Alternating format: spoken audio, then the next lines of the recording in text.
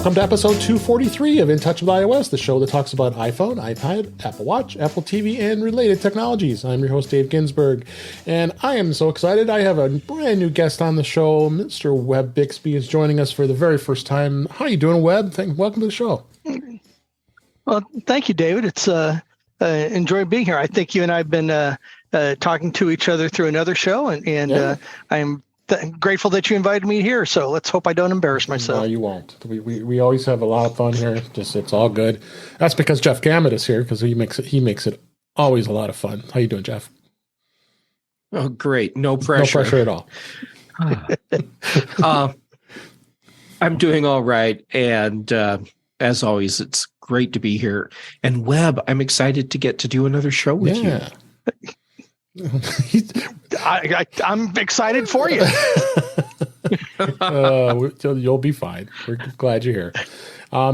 We got some news this week. There's been a fair amount of news in the Apple world. We'll be getting through that. We're going to find out a little bit about Webb and his history with Apple and what he does with his iPhones and iPads and other such. Beta this week. We'll hit on that. A bunch of other topics like we always do, a few tips and apps. And that's what we're here for, is to talk about all things Apple. But let's go ahead and get started with the news this week. First story is the Apple Store app has been updated with improvements for saved items and enhanced store information. Apple this week updated the Apple Store app for iOS and iPadOS with several improvements, including changes to the saved items list. Apple says the update now lets you share lists of saved items with your friends and family, and make it easier to share gift ideas, collaboration on shopping lists. Use a share sheet icon of a saved list pages. Along with that, now saved items can be accessed for more places in the app. And also make it a little easier to find the app retail stores and all kinds of stuff. I'm always glad to see them doing some updates to this app and making it an easier shopping experience. What do you think, Jeff? The purpose of this app is to make it easier for you to spend money with Apple. So, of course, that makes these welcome features, and honestly, features that I'm surprised haven't been there for a long time. And there you go. Yeah, absolutely. Webb, do you use that? Have you made purchases from the Apple Store app? Oh, I just about every time that Apple comes out with a new product, I end up going to the Apple Store and purchasing it. Yep.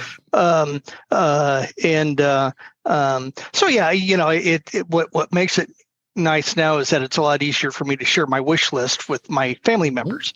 So instead of me buying it, they can buy it for me. My family will never buy me a new MacBook or a new iMac or anything like that. You need a new family. Yeah, that's right. You do. They just don't love me that much, or so. And yeah, come on, man. There's a story there that I won't get into. So, but yeah, the real point here is that they gave the Apple Store a little bit of love, a little bit of enhancement, and every little bit helps. Okay, so I think it's fine. If they could do something with the App Store, that'd be a lot better. But that's another topic for another time. Yeah. Then the next story here, Apple releases Car Keys Tests app for licensed MFI developers. Apple's released a testing app for vehicle manufacturers who are working on integrating its digital car keys software.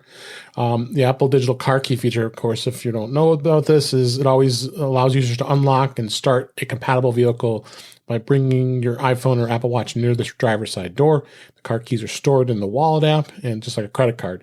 The feature right now is only limited to BMW, Kia, and Genesis vehicles.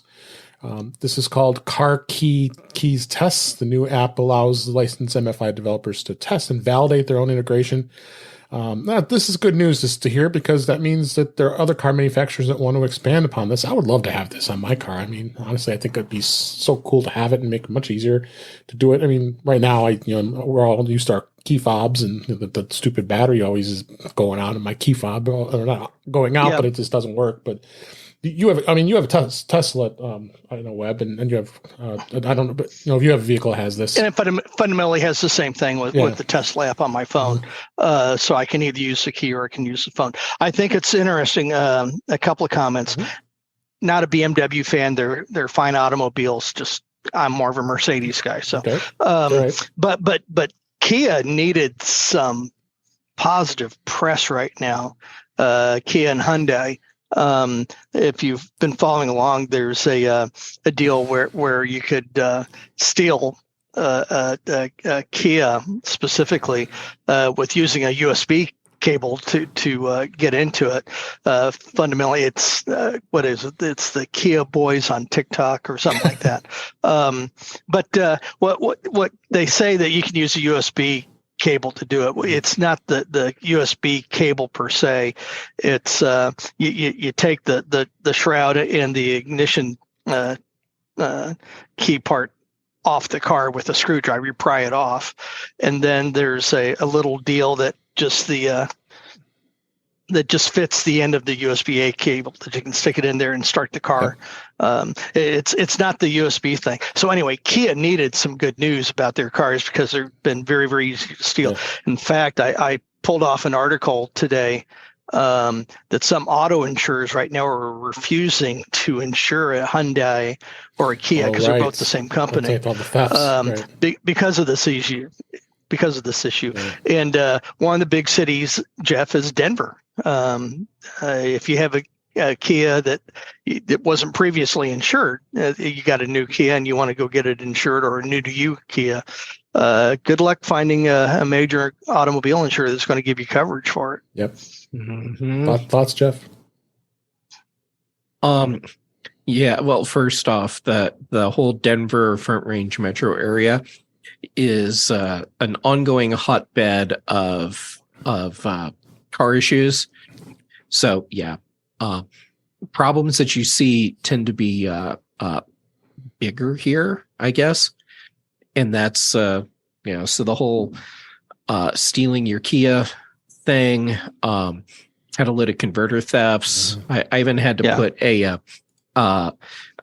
special anti-theft plate on the bottom of my Prius so that my catalytic converter doesn't get stolen. Not the point. The real point is that, with BMW doing this, I'm so glad there are other car manufacturers out there so it'll actually work. BMW electronics are notoriously poor and tend to fail a lot. So it's a good thing that you can buy a Kia to go along with your BMW so that when you can't get into the one, you can drive something more reliable, assuming it doesn't get stolen. Yeah, exactly. So now, this being said, the other vehicle is the Genesis brand, just the luxury brand of Kia and Hyundai. I think the Genesis G90 is probably one of the nicest looking four-door sedans out there right now. So there's my plug. I wish I had one. I don't need another car, but if I did, I would consider it. So let's go ahead and move on. The next story here is Tile adds undetectable anti-theft mode to tracking devices with a $1 million fine if used for stalking. AirTag competitor Tile announced this week that a new anti-theft mode for the Tile tracking device is going to be designed to make Tile accessories undetectable by the anti-stalking scan and secure feature. Scan and secure is a security measure that Tile implemented in order to allow iPhone and Android users to scan and detect nearby Tile devices from keeping them from being used for stalking purposes. We've talked a number of times about the AirTag with this, so it's definitely something that's been quite a concern. And the scan and secure undermines the anti-theft capabilities of the Tile because stolen vehicles Tile can be located and removed. Something also possible with similar features added by the AirTags. So don't put it in your Kia. Yeah. So and it goes on here, but this is actually. I mean, Apple needs some competition. Tile has been kind of dormant, and I know we've talked about this a number of times, Jeff. So that Tile has really not done anything after the AirTag came out for quite a while. This is kind of a good thing to see that we get some competition now. It's a good thing. And yet I will not offer Tile any praise for doing what they have done, because all they have done is waited years and years and years to provide a function that they should have included when they release their product. 7 years before AirTag came out? And here we are. They're finally getting around to doing something. Yes, it's a good feature, but sorry, Tile, you get no praise from me. Yeah, no, I agree with you. It's a shame that it took this long.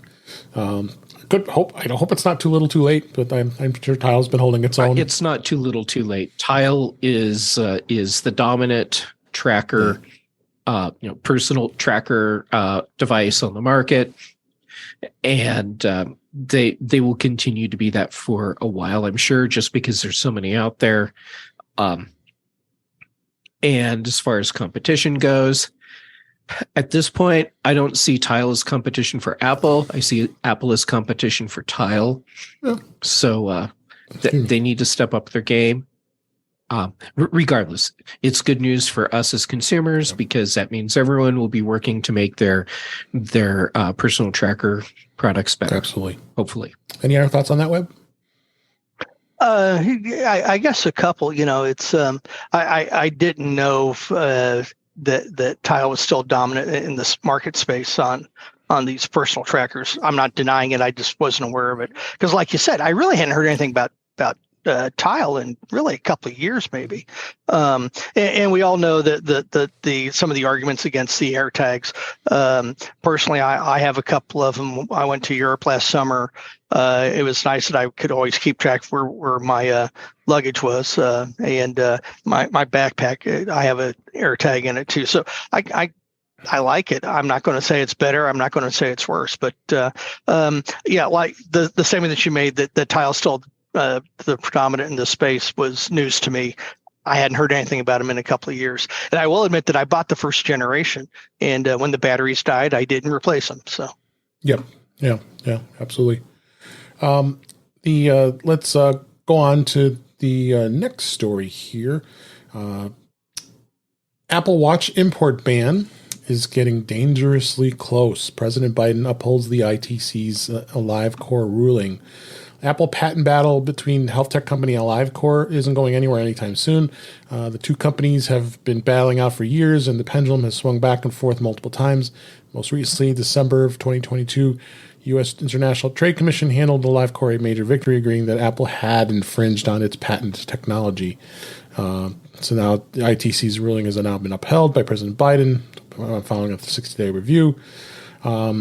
So again, I don't like to get too political in this show, but will the Apple Watch face an import ban? Extinction? Yeah. I just don't see it. What do you think, Webb? I guess a couple things. First thing I say, AliveCore. Who is AliveCore? And I did a little research, and they make that device that you've seen on TV called Cardia, where you take your two fingers or two thumbs and put them on these two pads, and then you can get an ECG reading on your phone. So, okay, that's who they are. They also have the Omron blood pressure cuffs is another one of their products as well. What I think, and Jeff, I'm really interested because you kind of see the whole board a lot better than I do on this type of stuff. Apple is not going to let the Apple Watch get banned. They got too much invested in it. The Apple Watch is way too popular. I got mine. We all do. They'll figure something out. Now, what that resolution is going to be, I don't know. It could be a license fee. Apple does have enough money to buy them, and AliveCore is a privately held company, so they don't have to go through all the stock market stuff that they would have to do to acquire them. Right. They could. I don't think that's what they want to do. I don't think that fits within their wheelhouse per se. But they're not going to let the Apple Watch go away. I've been wrong before. No, I agree with you. I'm sure Jeff does too. You're not wrong on this. All right, it's soapbox time. You sat back with that look on your face because you knew you were setting me up just to go off, didn't you? Yes. Okay, first off, shame on 9 to 5 Mac for writing a headline like that. It is completely irresponsible. And I'm saying that as someone that enjoys reading 9 to 5 Mac, and they do have some great writers there. That said, This is a completely misleading headline. All right. So first off, President Biden upholding this ruling, that is not news. That's just what happens. It's news when a president vetoes one of these things, regardless of what the product is. And the one that we will remember, well, humans have short memories when it comes to news, but the one that did happen, and it was a big thing, it was when President Obama vetoed the ruling that would have banned the import of iPhones. So what's happening here is totally normal, and this is not an indication that the Apple Watch is going to be banned from import and sale in the United States. Also, the patents in question have all been ruled as invalid, and that's been held up on appeal. And now there's another appeal that's coming, and they will probably be held, or that ruling will be upheld. And even if it's not, then Apple gets to appeal. This is something that is going to drag out for a long, long time, assuming that the appeal process gets to keep going. By the time something could happen, if the tables were to flip and Apple was seen as violating valid patent or infringing on valid patents, Apple's incredibly deep pockets will make the problem go away, but it's not going to get to that point. Yeah, I would be stunned if that happened. I can't imagine it. So, no, I agree with you on the 9 to 5 Mac. I was kind of concerning of that headline. So good info on that. I appreciate that. Let's go ahead and move on. You missed this week, but for those of you who were T-Mobile customers and went into the T-Mobile Tuesdays app, you can now get Apple's MLS Season Pass for free from T-Mobile. And how you were able to do it was you can go into the T-Mobile Tuesdays, and there was a link there, and you tapped the MLS Season Pass on Us feature, save the stuff, copy the code, redeem it, and it was so easy. I did it. So, I mean, I'm not a big football or in the United States soccer fan, but hey, free is free, and I have a full season that would have costed $14 a month or something like that, and you could see what I'd be more interesting to see how Apple does with this coverage and how the video. I watched a few games already just to kind of see it, and this is great. I appreciate it. And then again, I know Jeff, you're not a spectator sport fan, but I think the technology of this, I think, this is a wave of the future for sports in general. I don't have to be a spectator sport fan to appreciate the importance of deals like this. Yeah. These are the sort of things that add validity to the different networks or streaming platforms. Mm-hmm. So, of course, Apple is going to make stuff like this happen. T-Mobile likes to be in on stuff like this because it adds value to their customers, and so good on T-Mobile for offering people a deal, and good on Apple for making Apple TV Plus a more valuable platform. Yep, absolutely. You got some thoughts on that, Web? Do you know if are there any restrictions? You can only view it on your T-Mobile device, or does it allow you to look at it on multiple? Okay. Now the second question is, I have a friend, I won't name who he is, who has a T-Mobile, who might have a T-Mobile device as well as an AT&T device. And he might have gone ahead and took advantage of the Apple One deal for the season for $80 instead of the $130, $120, I think it is, or something like that. So the question is, can my friend cancel the order, then go back on the T-Mobile and get it for free? If he didn't, do you know what the return policy is? Yeah, it's hard to say. You could complain to Apple maybe and do it, but the thing is, if he didn't go into the T-Mobile Tuesdays app on Tuesday to claim the code, he's out of luck. Oh, you had to do it on Tuesday? I had to do it on Tuesday. Yep. Oh, okay. That's why you got to watch it every week. in the past, they've also offered. I'm still hoping they still do it. There hasn't been an announcement yet, but the MLB at Bat has been offered for free for the last 3 or 4 years now for Major League Baseball. So I'm hoping they're going to offer it again this year. But so yeah, T-Mobile's been smart because T-Mobile's very heavily involved with Major League Baseball. They have the ballpark in Seattle named after with their name on it. So, but it only makes sense. They also have the arena here in Kansas City, right, where I saw Springsteen last Saturday night. Yeah. It used to be the Sprint Center. Well, that's why. Now it's not. Yeah. Now the building's a glass building. I thought they'd call it the Windex Center, but that's just my idea. My marketing mind's always thinking. Yeah, exactly. So anyway. Well, my friend was telling me about looking at the Tuesday app, and you're right, it's gone. He should have done it at the time. Oops. Yeah, that's what you got. Yeah, just for any T-Mobile subscribers, always should have the T-Mobile Tuesday app and get the notifications every Tuesday to see if anything's there's any good deals. So, yeah, because I pulled the plug on this past weekend, so before Tuesday, and that's why I'd already made the purchase, or my friend had already made the purchase. So. Okay.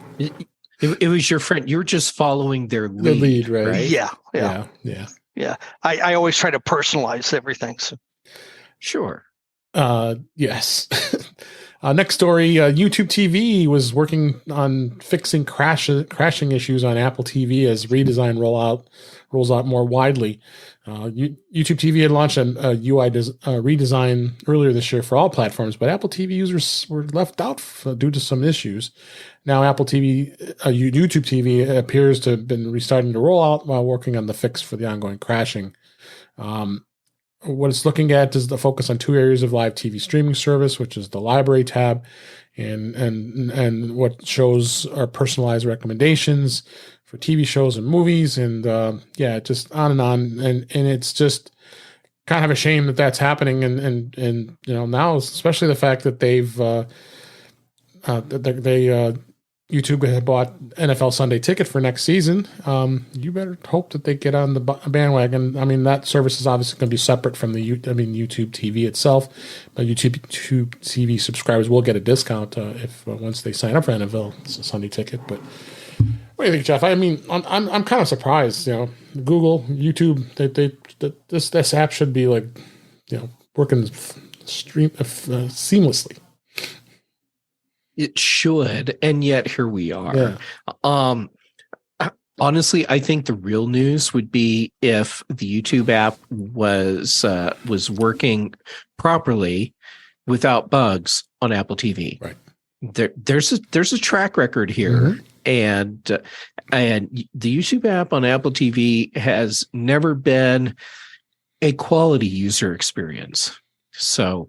Yeah, of course they're having crash issues, and my guess is that when it comes sports season time, that there will be frustrated Apple TV users because the YouTube TV app is not working correctly for them. Yep. Any thoughts on that, Web? Yeah. First of all, I'm a YouTube TV subscriber. Okay, there you go. And I have. I use it mainly at my office, so I think I mentioned this in other venues that to follow CNBC and Bloomberg TV's not on there, but CNBC and some of the news channels and things like that.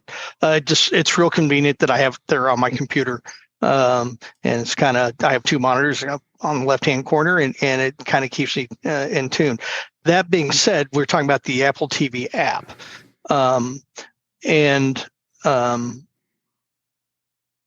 I never had a problem. Okay.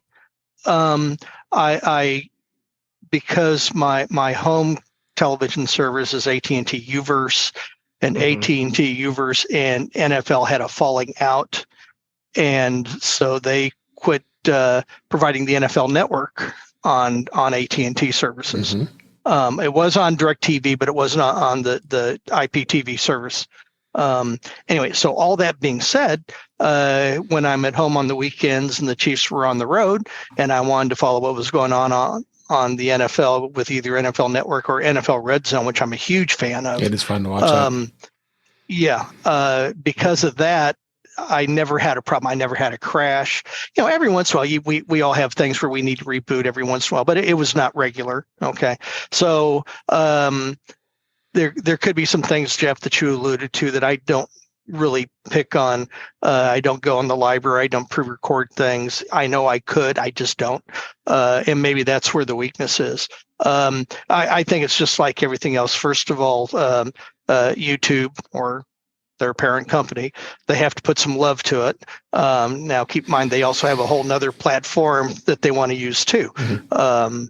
And that's probably where they're going to really pay their attention to it. But it's still a revenue source, and they have a strong relationship with Apple. So I think they'll fix it. I think they'll figure out what the bug is in the software, and they'll get it done.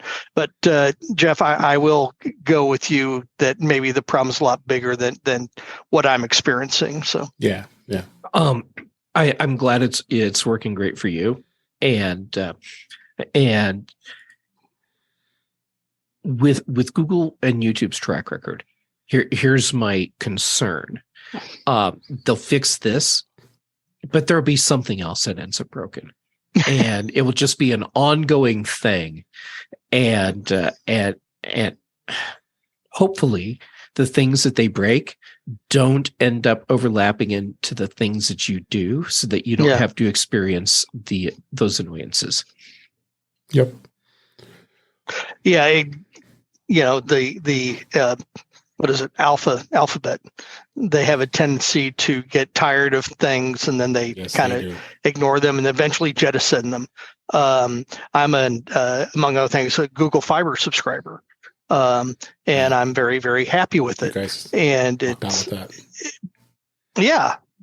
but I'm also kind of in this fear that they're going to get tired of it. AT&T has introduced their fiber product here in Kansas City. I have it here. I just got it about 3 months ago. And maybe that's right. I asked you about it. So I'm keeping my options open. I'm very pleased. They haven't said they're going to be abandoning anything. But another thing that they did have their own Google Fiber. They had their own TV service, if you will, beyond the streaming service. They had their own, it's called their own cable service, and they've abandoned that. So, and are pushing people to YouTube TV or any of the other common streaming platforms too. So, anyway, whenever you get in with Alphabet, you got to be prepared that they may get tired of it. Mm-hmm. Yep. So, one last story here. Google Photos for iOS now supports the Magic Eraser tool for Google One subscribers. Google today, actually, as we record this today, it was announced several new features that are available to Google One subscribers that have the Google Photos app, including a Magic Eraser tool that was previously only available for the Google Pixel 6 and Google Pixel 7. Google One members now on all plans can now use the Magic Eraser tool to remove unwanted objects from people from their photos using that app on iPhone or iPad. There's also an HDR video effects feature and exclusive collage styles for it, and a number of other features, including these features. Google's also providing free shipping on all print orders if you print something from there. If anybody is not aware, Google One is an all-in-one cloud storage and VPN feature. And then they have similar plans to what iCloud has. That is cool. What do you think, Jeff? I think Google's getting smart. I mean, those Magic Eraser tools, I always get tired of looking at those apps that advertise it, and then they have that in-app purchase. Yeah. I'm glad to see this happen. Yeah. Because there are people that are using Google's tools and Google services, and now they have one less thing they have to go hunting for. And here's the thing. Google is a smart company, and just like Microsoft is a smart company, despite what a lot of Apple fans would like to think. And both companies get that if you want to be the real dominant player, it's not about keeping everyone in these types of ecosystems on your own hardware.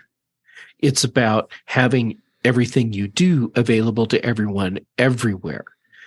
And we see Microsoft doing that with a lot of their services.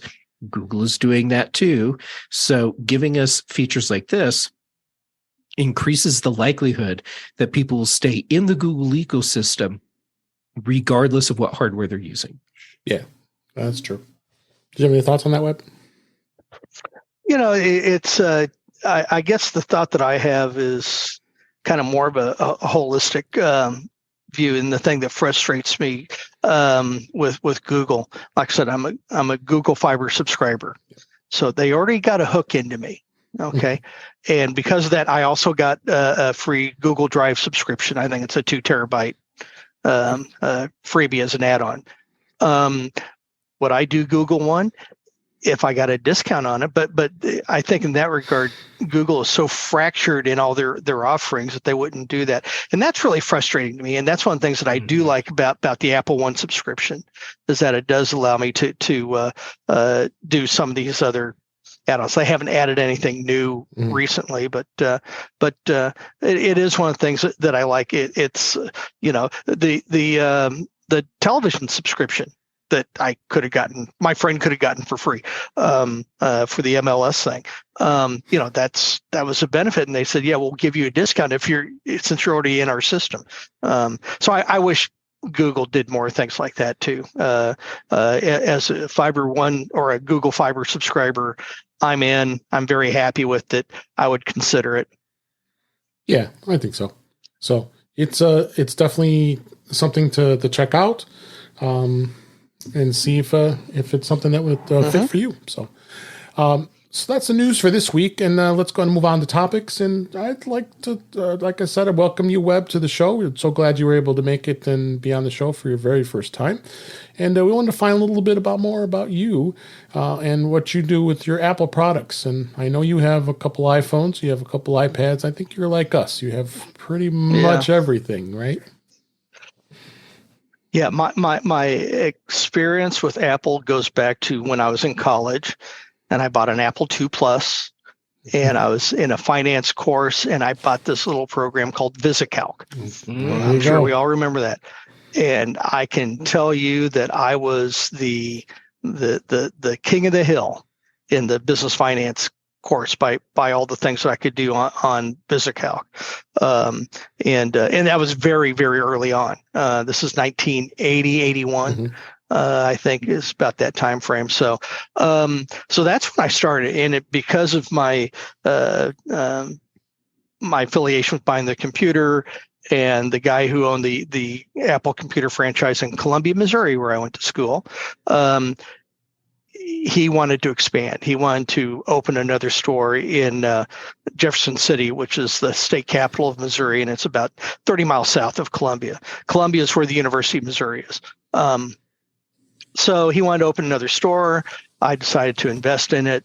And it was a fun experience. I can't say that I made a lot of money on it, but I didn't lose any money on it, on that investment. That's a win. Yes. Yeah. And I bought a lease at cost. So, wow. But also a win. So instead of 10,000, it was what, 9,000? 7. That was close. Yeah, it was about a 30% markup, which has kind of been the standard for Apple, but that's another story. Yeah. Anyway, so I kind of got into the computer store at that size. And when I talked about the Lisa, when Apple first came out with the Lisa computer itself, not every Apple dealer had that franchise. They're very limited on who got those. So, and we got one because we were in a college town, that helped us a lot.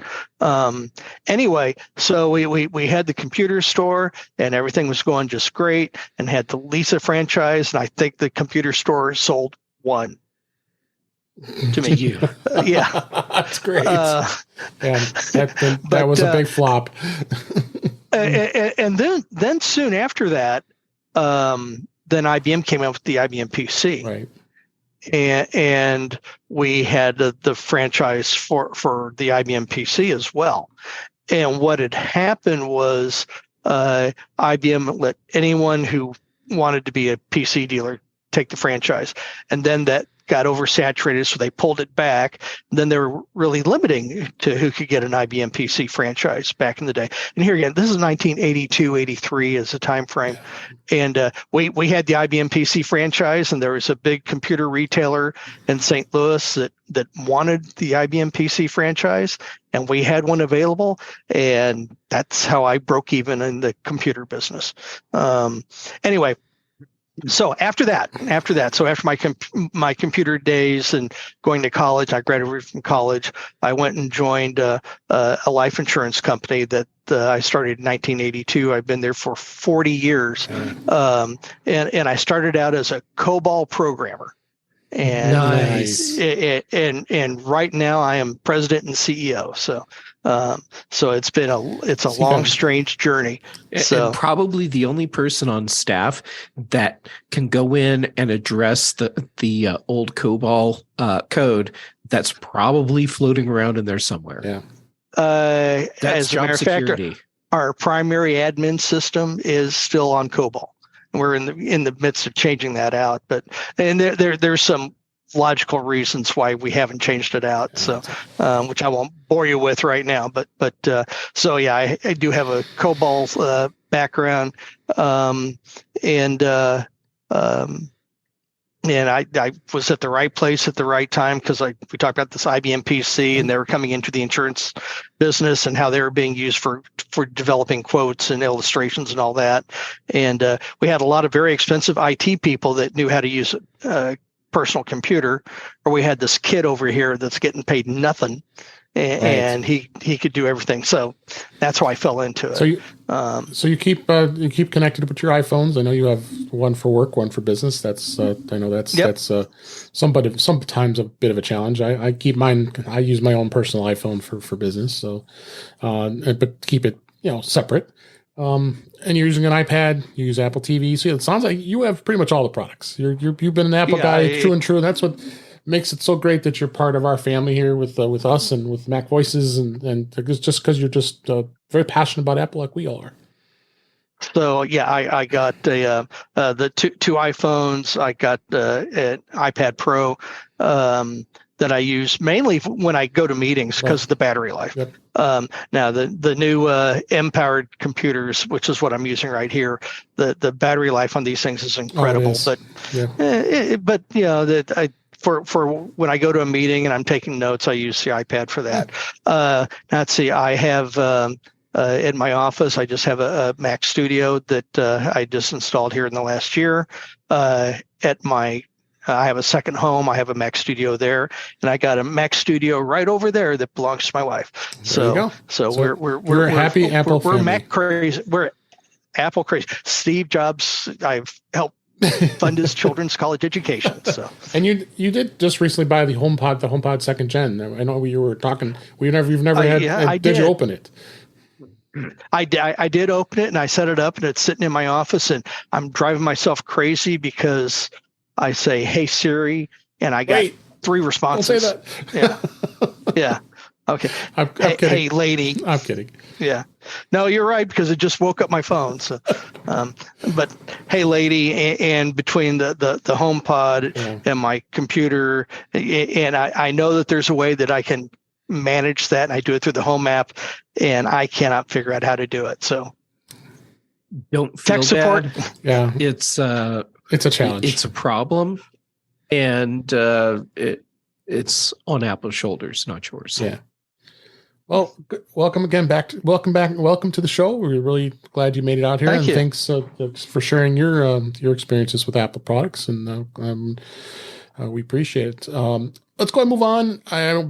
As we always do on the show, we talk about beta this week. iOS and iPadOS 16.4 beta 1 is still in testing, and one of the things that did come out of that, I highlighted it again here, is you now are able to enable iOS betas from the settings app on 16.4 or later. It's a notable change. We talked about it a little bit last week, and you got the developer beta and the public betas that are out there, because you had to always download the profile, install the profile onto your device, and then reboot, and then it would sense that you had it. But now you have control, and the developer betas can be right in the settings app. And this article from 9 to 5 Mac actually goes through and talks about that. If you are a developer, it's going to be faster, easier to install either one of the betas, and easy as well. But the one big thing is I think Apple's trying to prevent is these illegal downloads of the beta software if you're not a developer or if it's not the public beta, because sometimes you get some people who are doing some not so desirable things that this is going to kind of crack down on that, as well as keep it more efficient when they install this on your devices. Again, we always promote don't install betas on your production device. So Web and I both being in the insurance industry in the business, not to do that on your devices, right? So I never touch a beta. Right. And you don't even dabble in it. I dabble in it because I have spare devices that I do it on, but and so does Jeff. So yep, I have a sacrificial iPad just for betas. Yeah. So you seen anything on the iPad for you with 16.4 yet? I have noticed that the S Lady is more reliable on my iPad with 16.4 than it has been previously. Okay. I don't know if that's really a 16.4 thing or if that's a back-end update on Apple's part. Other than that, it's stable and working, and has some new emojis. Yes, you got all those fun emojis. One thing this one was kind of a interesting rumor. This came from Mark Gurman from Bloomberg, so I thought it was interesting to mention that Apple is now testing iOS 16.5 internally as one of the final updates before iOS 17 comes. I'm sure, as we know, always WWDC happens in June. Of course, it's unclear of what is in that as of yet, because they keep that pretty on the down low and hush hush. But we're still waiting for the Apple Card savings account. We're still waiting for the the Music Classical app, the iMessage contact key verification, security option, Apple Pay Later was supposed to be coming. So at the rate they're going here with this stuff too is it's going to be interesting to see where that goes. Not to talk too much in this article. You could check that out about iOS 17. There's a lot of speculation at the moment, but sounds like Apple's going to go right to 16.5, and then we'll be sitting on that with incremental updates, I'm sure, until 17 is released in the fall, like it always is. So, do you have any comments on that, Jeff? No, I predict 16.6. Yeah, they would probably go 16.5.1 or .2, I would think, after this, if they're saying it's going to be one of the final updates. Usually how it works. I'm betting Apple will find a few things that they really, really need to address, and we'll get up to like 16.5.4. I can see that happening. Yeah, and then as far as the whole 16.5 testing, bring it on. Yes, I'm ready. Yes. I've got a device ready to crash and burn. Absolutely. So that's beta for this week. One of the other stories I want to talk about this week, as we record this today, Apple had a pretty substantial outage this week, and it was more of a topic and a tip here. And it looks like a number of services had gone out, and I have a link to the support status page for Apple, and everything's green now as you go to it as we're recording this, but it does note what it resolved and whatever things that were going on as far as outages go. So there was quite a few things that were out. Apple TV Plus had an outage where it was slow or unavailable. So it's good to see that Apple does let everybody know when there is some things that are going on. But a lot of it was a service oriented items that weren't working, like iCloud Mail, Calendar, Contacts. So it was pretty substantial. If you go to the web page as we record this, and it's probably going to be changing once by the time you hear this. But there was some pretty serious outages for a few days. And when was the outage? Today, as we record this. Okay. Because this morning I had trouble getting to my Apple Mail. Yep, Mail is one of it. And so I just put it down, went to work, and everything worked just fine. So it wasn't a long duration for me. So, but I experienced it. didn't know there was an outage. So, but Yep. That's funny. I had Apple Mail iCloud account issues. I had trouble getting at files that I have stored on iCloud. And the funny thing is, it never occurred to me to look and see if there were outages. I'm just so used to the problems transiently happening Yep. that I didn't even think about it. Yep, absolutely. That's a thing. Yeah. That's probably bad. but that I you had something else that you could do. So, yeah, right? but this is good. Yeah. This is good. This is a good shortcut to bookmark. I think highly recommend that because you could I go agree. right to the system status. It's the first thing you go to look at if something's not working right. But it's not very often it happens. But good to do it. So, couple other topics here I wanted to hit on. This was interesting that this was written up this week. Or last week, I think it was. Google allegedly paid Apple a portion of Chrome search revenue as part of its secret non-compete deal. And Google allegedly had paid Apple a portion of all search revenue from Chrome for iOS, which had just appeared to be a non-compete deal. According to a source that was familiar with this matter, Google's been paying that portion in return for being the default search provider in Safari and other commercial benefits. But I had thought Google was paying Apple, like it says in here, $15 billion annually for it's the default search engine too. So I don't want to know your guys' thoughts on this, Jeff. You would have some good thoughts on this, on why why Google would be doing this in the Chrome search side, or are they nervous that maybe Apple's? I know there's been rumors they're thinking about doing their own search. Google is a smart company, and I know I said this earlier. And if they can keep Apple out of the search space, they will. That said, do they really need to keep Apple out of the search space? Here's my take.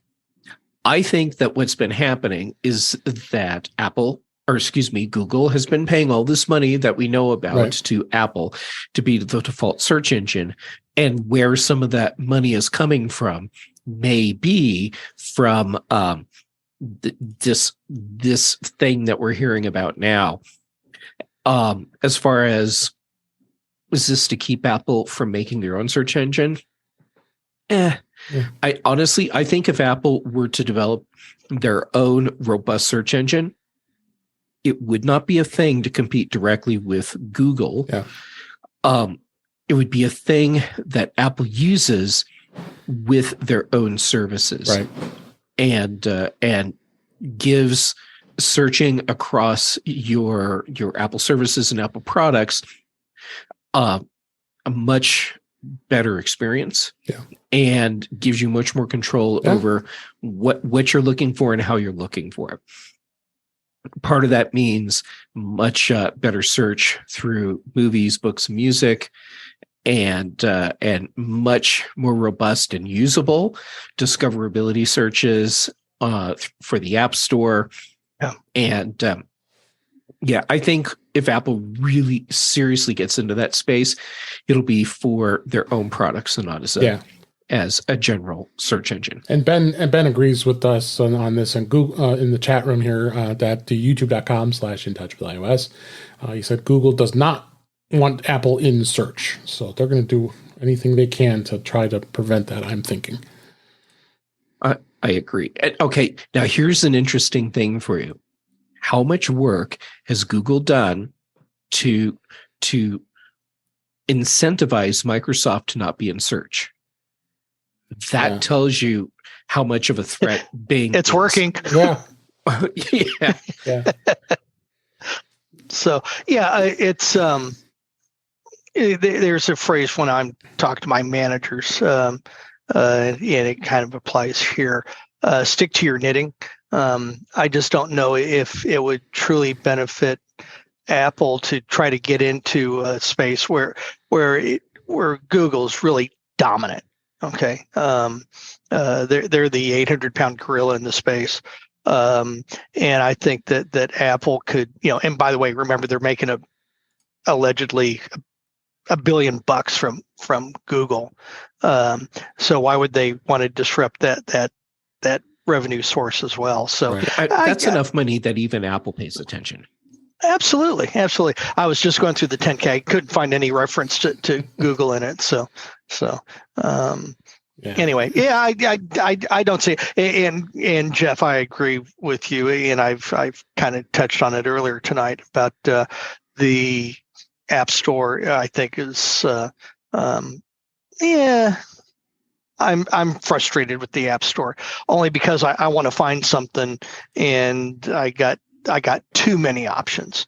And not that I don't have enough, but and I have no way to sort through them. There's no free look period. I can understand why they don't do that. I can understand Apple's position on it, but it still gets kind of frustrating. So, I go out and take a peek at it, and if I want to see if something that a problem that I have that I'm trying to resolve, and I got to go into the in-app purchase, and then I don't like it.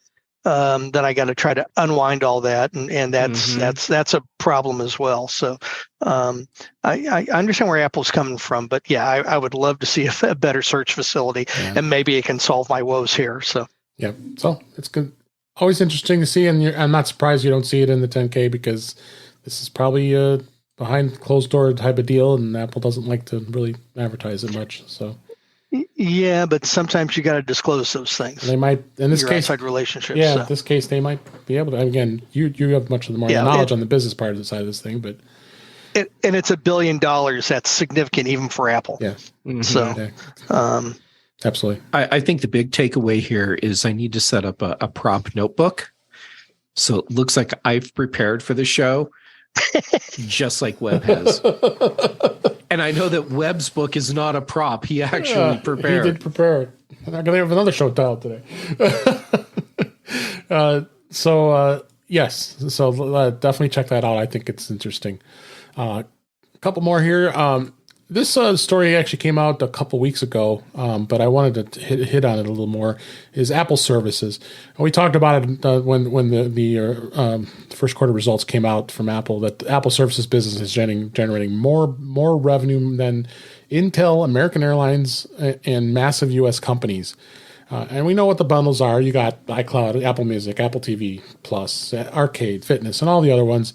And it hit that record high of over $20.77 billion in revenue. That's billion. And that just is interesting. And the article here shows just kind of the comparisons of some of the other big, very large companies when it comes to total revenues. But this is something interesting like this. And I just think I see services just keeping and going and continually be the future of Apple when they've been talking about the AI glasses and all the other things that's going to be coming. But the services thing is going great. That Apple One bundle, I'm very happy that I'm paying that per month because it's not that expensive. You come down to it, and we're getting all kinds of great new services. And Webb, with you being in the business side of this, I'm assuming you've had looked at this a few weeks ago. But what do you think of this? I think this is something Apple really is going to be heavily involved in for years to come. Yeah, it's interesting if you try to follow Apple from the very beginning. First they just had the Apple II, right? And even the Apple One, and then it kind of evolved to the Apple II. And that was the device that really got them into schools, okay, was the Apple II. Yes. And they were a computer company, okay? And then they had the Apple III, which was kind of disappointing, and the Lisa, we've talked about that. And then they came out with this little thing called the Macintosh, and that kind of got interesting. It was expensive, right, but it was interesting. But my point here is that they followed this computer line. And then somewhere along the lines, they decided that they wanted to get out of being a computer company and get into being more of a consumer, not appliance, what's the word I'm looking for, but kind of a consumer-driven company. And that's where they came out with the iPod. And that was that the musical device, and that kind of evolved and got them into that consumer space a lot more and got them out of the computer space. And at some point, remember, they changed their name from Apple Computer to Apple Inc. So here again, I think when we get to the services thing, I think it's evolved. I think, I kind of go back to remember when the first iPhone came out, the Steve Jobs didn't want to have an app store and didn't want to have the apps. I think that was more planned than anything else, my honest opinion. But, just think if he was right and we didn't have the apps and then the app store, and where would the iPhone be? I think the ability to create apps on the iPhone is what really turned it on. Yeah. So I thought that was interesting. And that just evolved into all the other things. There was what was the other thing that they had? Was it iWeb? What was the platform that they had? Where you could build your own website. iWeb. Yeah. Yep. Yeah, and so they had that. So they kind of got their toe in the water, and then it just. Yeah, as time went on, it expanded, and now we're at this point where the services. I think they had a plan for it. So one of the things, and their data centers that Apple has put all over the planet is one of the things that they realized that if they were to invest in services, they had to have the platform to do it. And Google does it too, and Meta does it too, and all that. Yeah, they all have data centers all over the place on the Azure side, of course. So I think they had a plan. I don't think it was by accident, but I think it's turned out to be very effective for them. Yeah. Thoughts, Jeff? I'm basking in the incredible wisdom that I have too, actually. we just got to bathe in. Now, Webb, you nailed it, and I agree. This is not an accident. I mean this in all seriousness. That means a lot to me coming from you, because I find how your commentary has been very informative. So thank you. That's a compliment from you to me. So. Yeah. Oh, and I absolutely meant it as a compliment. I mean, you nailed it. And you're right. Apple did not stumble into this. Apple doesn't stumble into things. They will sometimes pivot very quickly when they realize that there's a better way to do something they've already started. Apple Watch is a perfect example. That was a fashion product when they launched it. And they very quickly realized, no, it wasn't. It's a fitness and a health product. And it took them basically less than a year to go from here's your new fashion thing to here's the fitness and health tracker you can't live without. And something as big as services, that takes longer to make that come together. Excuse me. But it's obvious that this is something Apple has been working on for a very long time. And if anyone, Webb, were to tell you, no, that's not true, this is something that happened recently, all you need to do is say iTunes. No. Yeah. That's the name I was trying to remember, but you're right. Yep. Yeah. So. Yes, we appreciate your wisdom, because I knew this was going to be a good discussion with your back. I got another story about a friend. If you want to hear it, it just takes. I love hearing about your friends. Your friend, yeah. So I have a friend who works in a company that does some investments. Okay, as part of their global platform. And they purchased some rural land outside of Des Moines, Iowa. Okay, and they subsectioned it off and all this other kind of stuff. And there's this one piece of land that was just they couldn't do anything with. They couldn't do anything with it. And all of a sudden, and the reason why we couldn't do anything with it was that it had a little creek running through it, and it had a big pond. Okay. Well, all of a sudden we had this friend had a secret buyer come through, and they wanted to buy this land, and they wanted the water, and it was for a data center. Okay. And what do data centers need? They need a way to cool these things off. And what do they use to cool them off with? Water. Some use some other things too, but the main thing is water. It's plentiful. It's just being used to cool. You don't pollute it. Blah blah blah blah blah. It turned out that it was our friend. It was Alphabet that wanted to buy this land. So my friend was involved in developing a data center and outside of Des Moines, Iowa for Google, which I thought was kind of fun. So nice. That's cool. Yeah, absolutely. Very good. But yeah, thanks for your insights on this topic. I thought it would be very good to find out a little more about this. A couple more things here. I got one thing I wanted to mention here about trade-ins with iPhones. iPhones were the top devices turned in through trade-in and upgrade programs in 2022. Assurant, which is a global business services company that supports and protects and connects major consumer purchases, revealed that $3.8 billion was returned to U.S. consumers through mobile device trade-in programs in 2022. The article goes on to talk about this was a nearly 25% higher than amount returned than 2021. So you got some pretty incredible numbers. And they talked about some of the models that were the top devices in 2022, and iPhone 11 made up almost 38% of the top 5 devices turned in. That was followed closely by the 10R, the 11 Pro Max, the iPhone 8, and the iPhone 12. And the Samsung Galaxy S9 was the top traded Android device in 2022. What are they at now? The S23, I think. That's going back. S23. Yeah, that's going back a ways. So I can imagine they don't get very much money for it at this point. And then they said the average age of devices traded in during 2022 was 3.39 years.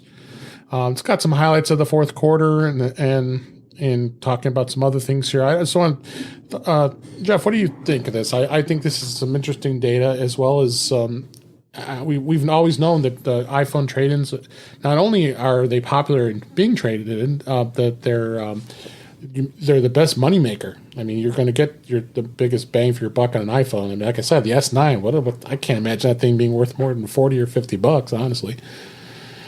I'd be surprised if it's worth that much. Yes, yeah. And I'm not saying that to bag on Samsung, but the point is, Android devices don't hold value. They don't, like the iPhone does. So, of course, you're going to see more iPhones being cycled through like this. Right. Also, there's a large number of people that buy iPhones that always want the new one. And while those of us in the bubble, excuse me, will say, you don't need to buy the new iPhone because there's right. Nothing that's compelling in the new iPhone. Okay, for people, just the general public that loves their iPhone and they want the new thing, it doesn't matter if the people in the echo chamber don't like it. Excuse me, or don't think that it has enough value to upgrade. Yeah. People want the new thing. Right. So yes, of course, iPhones are going to be the most traded in device, and they're going to bring more value. I like the numbers, and I know, Webb, you're like me. You're either on the trading program or you're getting the new models every year to stay on top of technology, right? Yeah, and a fool and his money are soon parted. But yeah, I do like it, and you know. Could I go every other year? Sure, I could. I like the iPhone upgrade program. I just like how it allows me to do get the latest and the greatest. And then if you remember, I've talked about I like to use a wallet type cover, right. But the problem is that I got to wait for the next wallet case to come that fits it. So yeah. And that's always the frustrating part. But anyway, so yeah, I like it, and I'm glad that people trade them in. I think that if I had to, I could go 2 years with an iPhone and be just fine. I could too. I just, I'm the early adopter. That's the marketing terms. It's we're very much the latest and the greatest. So yeah. We're very much. You know, there's nothing wrong with that. They're good devices, regardless of whether or not a pundit tells you this is the year to upgrade. They work well. And if it makes you happy to have the new device, then have the new device. Yeah. And don't let anyone bag on you for liking to have the latest and greatest. Now that being said, I have not upgraded my iPad. My iPad is, the M series iPads. I don't have one of those. I still have. Yeah, I certainly could. When I do need a new iPad, I will. I also have the Apple keyboard with the touchpad, and I'm just happy with it. Now, if it was in an upgrade program too, maybe I'd have a different opinion. So, that is one of the questions that I asked. I subscribed to Gurman's newsletter, and I even sent an email to him. He never responded, but I've all the things that he talks about. How successful is the iPhone upgrade program for Apple? They haven't gotten rid of it, so it has to be doing something for them. But I just don't know how successful it is, and I've always been curious about that. Yeah, and it's not in the 10K. It's not the yeah. Good point. It's successful enough for Apple to keep doing it. Yeah. Oh, absolutely. And yeah, I mean there are so many people that want the new phone. Excuse me. And there are people like me that would get a new phone every year, all the way up until their carrier burned them. And that's what I was doing with AT&T. And then one year, they it might have been with the iPhone 11, they suddenly wanted a $500 upgrade fee because they had been doing me a favor by letting me upgrade every year. And now they wanted me to pay back that favor. And I was like, you know what? Screw that. And I stopped buying new iPhones every year. I could have switched over to Apple's program, but I didn't. But where was I going with that? There was somewhere I was going. I can't believe it. I totally lost where I was really going with that. I blame the cold that I'm recovering from. Yeah. All right. So a couple quick tips here before we wrap things up here. I want to talk about messages. People kind of forget when you go in. I think many of us live in messages, so I think it's something we should all know about. When you go into the Messages app, and if you go and delete a message, and a lot of us, I'm guilty of it. I'm sure many of us are. You start scrolling through your whole long list of text messages you've gone back and forth with for the last few months, maybe up to a year or 2 years. You want to delete them, but then there might be a situation where you want to actually go in and recover that. What Apple's done is when you go into Messages, at the top left, you're going to see a button that says Filters. And then at the very bottom there, you're going to see Recently Deleted. You can go scroll through any of these items that are in the deleted list, check it off, and then you're going to tap Recover. And then now you're actually going to recover this as long as it's within 30 days, because it does purge automatically after 30 days. You have that option to be able to recover these messages, because there might be a situation where you want to get back going, oh, wait, wasn't that sent to me in that text, and be able to do that. So Apple does a very good job of doing that. So, and then the second tip here is always been a challenge how to find your serial number on your Apple device, even the Apple Pencil, if you lose it. And the way you could do that is by when you try to find a serial number for your iPhone and iPad, you go from the Settings app. You can look inside Finder or iTunes. You can use recovery mode to find the serial number. Of course, you can go into the back of the device. You can find it. There are a number of ways that you may need it and not be able to look it up if it's not working, especially if you happen to lose it. But of course, when you go into the device when it is working, you want to go into the general and then go into About. That's the first place you're going to be able to see where your serial number is here. You also can, like, if you back up, you can get it if you plug it into your Mac and open up the Finder app, because now of course they've moved everything as far as managing the iPhone on your Mac into Finder. Serial number would be listed there. You could go into recovery mode on the Mac, and it would list that there as well. On on the older phones, they did have it on the back of a device or the SIM tray, but they don't do that anymore. So I don't really want to talk too much about that. But you also can go into your backups. You can go into on your Apple ID and show up your backup devices. The device info will be in there as well, and then gives you the serial number, the IMEI number, and the phone number and everything. It's in there as well. So couple different ways that you're able to find your serial number. And again, it might be something that you need to get quickly and be able to look it up if it's not registered for some reason. So it gives you that option to do that. So a couple quick tips there I thought I'd share with everybody. So they always come in handy. And with that, let's go ahead and wrap things up for this week. This was what a great show. I really appreciate you both being here and some great conversation this week. So that's a wrap for this week. Please send your comments, questions, and suggestions to our email address, which is feedback@intouchwithios.com. You can follow us on Twitter @intouchwithios. Support the show by buying me a coffee at intouchwithios.com/coffee. We would really appreciate it. You can also become a patron of the show by going to patreon.com/intouchwithios. We have 2 tiers available to support the show. We would really appreciate it. You make sure you like, share, and subscribe so you're notified when we are live streaming, which is on Thursday nights at 8 p.m. Eastern Time, 5 p.m. Pacific on our YouTube channel. It's youtube.com/intouchwithios, where you can watch us live as well as watch the live recording of the show and the past audio shows.